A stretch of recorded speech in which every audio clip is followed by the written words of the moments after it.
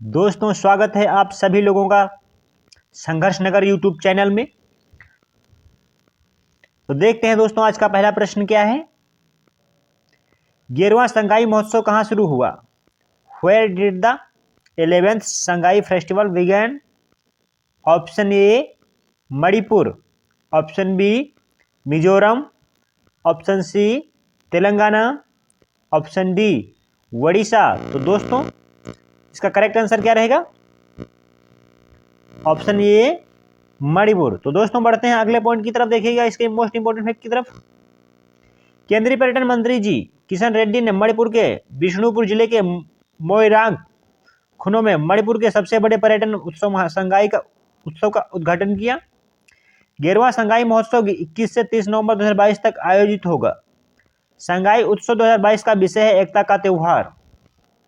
तो दोस्तों बढ़ते हैं अगले पॉइंट की तरफ। देखिएगा अगला पॉइंट क्या है। लोसांग नामसुंग महोत्सव किस राज्य में मनाया गया? सिक्किम। स्पुतनिक बूस्टर फेस्टिवल 2022 कहाँ मनाया गया दोस्तों? लद्दाख में। बैखो त्योहार 2022 कहाँ पे मनाया गया दोस्तों? हाल ही में असम में। कंचाई लेमन फेस्टिवल 2022 कहाँ पे मनाया गया दोस्तों? मणिपुर में। तोरगया महोत्सव 2022 कहाँ मनाया गया? अरुणाचल प्रदेश में। तो दोस्तों लेकर चलते हैं आपको अगले प्रश्न की तरफ। देखिएगा अगला प्रश्न क्या है। किस राज्य में सीता माता की 251 फीट ऊंची प्रतिमा स्थापित की जाएगी? In which state the 251 feet tall statue of Sita Mata will be installed? Option A Telangana, option B Gujarat, option C Bihar, option D Maharashtra. तो दोस्तों इसका करेक्ट आंसर क्या रहेगा? Option C Bihar. तो दोस्तों लेकर चलते हैं आपको इसके इंपॉर्टेंट फैक्ट की तरफ। देखिएगा रामायण रिसर्च काउंसिलिंग के तत्वाधान में माता सीता की जन्मभूमि बिहार के सीतामढ़ी जिले में उनकी 251 फीट ऊंची प्रतिमा स्थापना की तैयारी पूरे जोरों पर है। इसके लिए 51 शक्तिपीठों समेत इंडोनेशिया, बाली, अशोक वाटिका जैसे स्थानों से मिट्टी व जल लाकर एवं मध्य प्रदेश के नलेखेड़ा स्थित माता बंगलामुखी की ज्योति लगाकर माता सीता को भगवती के रूप में स्थापित किया जाएगा। तो दोस्तों बढ़ते हैं अगले पॉइंट की तरफ। देखिएगा अगला पॉइंट क्या है। किस देश की संसद ने भारत के साथ व्यापार समझौतों को मंजूरी दे दी है? Which country's parliament has approved the trade agreement with India? Option A Japan, option B Australia, option C Israel, option D Iran. तो दोस्तों इसका करेक्ट आंसर क्या रहेगा? Option B Australia. तो लेकर चलते हैं आपको इसके मोस्ट इंपोर्टेंट फैक्ट की तरफ। देखिएगा 22 नवंबर 2022 को ऑस्ट्रेलियाई प्रधानमंत्री एथिन अल्बनीज ने घोषणा की कि भारत के साथ देश का मुक्त व्यापार समझौता ऑस्ट्रेलियाई संसद द्वारा पारित कर दिया गया है। तो बढ़ते हैं अगले पॉइंट की तरफ। देखिएगा अगला पॉइंट क्या है। ऑस्ट्रेलिया के बारे में जान लेते हैं दोस्तों। ऑस्ट्रेलिया की राजधानी क्या है? कैनबरा। ऑस्ट्रेलिया की मुद्रा क्या है? Australian dollar. प्रधानमंत्री कौन है दोस्तों? Anthony Albanese. अमाउंट केसियाको क्या है दोस्तों? आप लोगों को आंसर कमेंट बॉक्स में देना है। तो बढ़ते हैं अगले पॉइंट की तरफ। देखिएगा अगला पॉइंट क्या है। पूर्वोत्तर भारत का पहला क्षेत्रीय यूनानी चिकित्सा अनुसंधान का उद्घाटन कहाँ किया गया? Where was the first regional research institute of Unani medicine of north east India inaugurated? Option A Silchar, option B Shillong, option C Agartala, option D Kathua. तो दोस्तों इसका करेक्ट आंसर क्या रहेगा? Option A Silchar. तो दोस्तों बढ़ते हैं इसके नेक्स्ट इंपोर्टेंट फैक्ट की तरफ। देखिएगा केंद्रीय आयुष और बंदरगाह नौवहन और जलमार्ग मंत्री सर्बानंद सोनोवाल ने सिलचर असम में क्षेत्रीय यूनानी चिकित्सा अनुसंधान संस्था अत्याधुनिक परिसर का उद्घाटन किया। यह उत्तर पूर्व में पहला यूनानी चिकित्सा क्षेत्रीय केंद्र है। यूनानी चिकित्सा पद्धति की उत्पत्ति यूनान से हुई है। भारत में यूनानी चिकित्सा को बढ़ावा देने के लिए भारत सरकार ने केंद्रीय यूनानी चिकित्सा अनुसंधान परिषद की स्थापना की है। अब यह आयुष मंत्रालय के अंतर्गत आता है। तो दोस्तों लेकर चलते हैं आपको अगले पॉइंट की तरफ। देखिएगा किस खेल से संबंधित पूर्व भारतीय कप्तान बाबू मणि का 59 वर्ष की आयु में निधन हो गया? Babu Mani former Indian captain related to fix sport passed away at the age of 59 years. Option A football, option B cricket, option C hockey, option D tennis. तो दोस्तों इसका करेक्ट आंसर क्या रहेगा? Option A football. तो दोस्तों लेकर चलते हैं आपको इसके इंपॉर्टेंट फैक्ट की तरफ। देखिएगा, पूर्व भारतीय फुटबॉल कप्तान बाबू मणि जो 1980 के दशक में भारतीय फुटबॉल टीम का अभिन्न अंग थे का निधन हो गया। वह 62 वर्ष के थे। तो दोस्तों लेकर चलते हैं आपको अगले पॉइंट की तरफ। देखिएगा अगला पॉइंट क्या है फटाफट। भारत के पूर्व बास्केटबॉल कप्तान और अर्जुन पुरस्कार से सम्मानित गुलाम अब्बास मुंतशिर का लंबी बीमारी के बाद 16 नवंबर 2022 को मुंबई में निधन हो गया। तो दोस्तों बढ़ते हैं अगले पॉइंट की तरफ। देखिएगा अगला पॉइंट क्या है खटाखट। प्रख्यात गणितज्ञ और यल कश्यप का निधन हो गया। दोस्तों ये क्या थे? आप लोगों को आंसर कमेंट बॉक्स में देना था।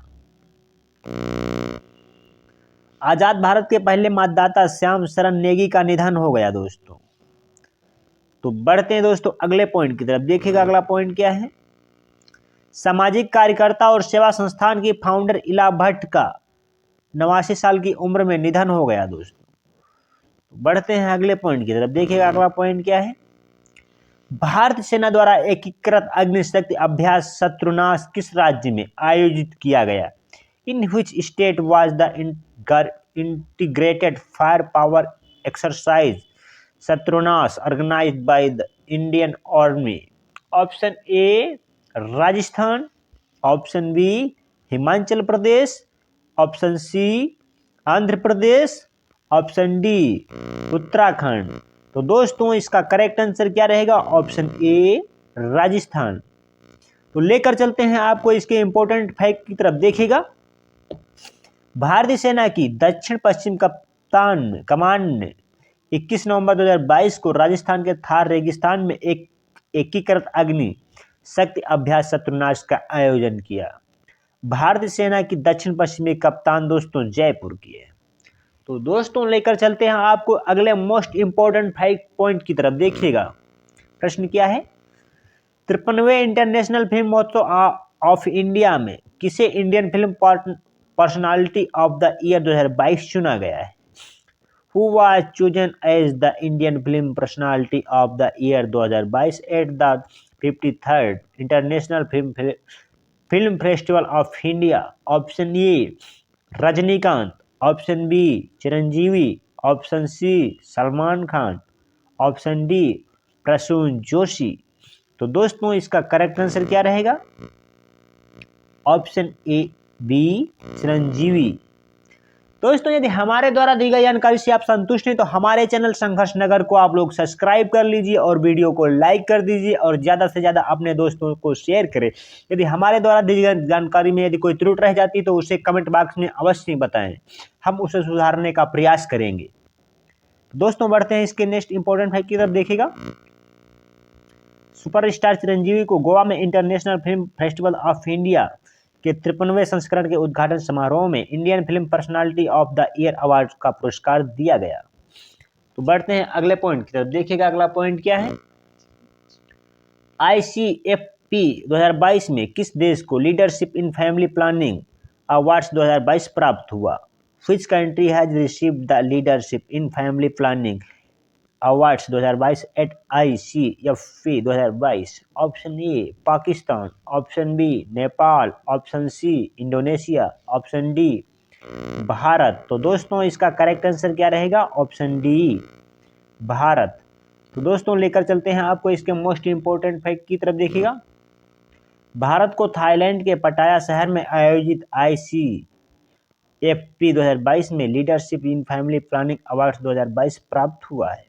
अंतर्राष्ट्रीय परिवार नियोजन सम्मेलन में कंट्री श्रेणी में पुरस्कार प्राप्त करने वाला भारत एकमात्र देश है। यह पुरस्कार आधुनिक गर्भ निरोधक तरीकों की बढ़ती पहुंच को सुनिश्चित करने में भारत की उपलब्धियों की सराहना करता है। तो लेकर चलते हैं आपको अगले पॉइंट की तरफ। देखिएगा अगला पॉइंट क्या है दोस्तों।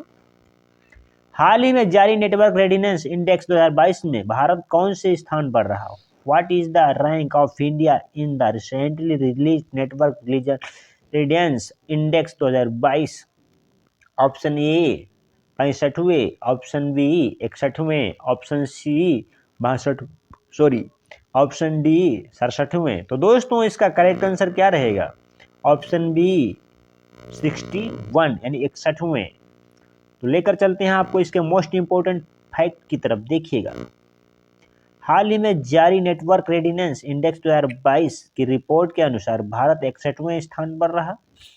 नेटवर्क रेडिनेस इंडेक्स रिपोर्ट 4 क्षेत्रों में उनके प्रदर्शन के आधार पर 141वें अर्थव्यवस्थाओं के नेटवर्क रेडिनेस परिदृश्य का माप करती है। तो बढ़ते हैं अगले पॉइंट की तरफ। देखिएगा जयपुर फुट यूएसए के पहले वैश्विक मानवीय पुरस्कार से किसे सम्मानित किया गया? Who was the honoured with the first global humanitarian award by Jaipur foot USA? Option A Danish Manzoor, option B Asha Parekh, option C Hema Malini, option D Geetanjali Shree.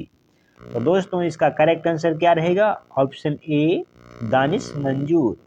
तो लेकर चलते हैं आपको इसके मोस्ट इंपोर्टेंट फैक्ट की तरफ। देखिएगा भारत के पहले पत्रकार को कोविड-19 महामारी की दूसरी घातक लहर के दौरान प्रभावित लोगों की मदद करने के प्रयासों के लिए मानवीय पुरस्कार से सम्मानित किया गया है।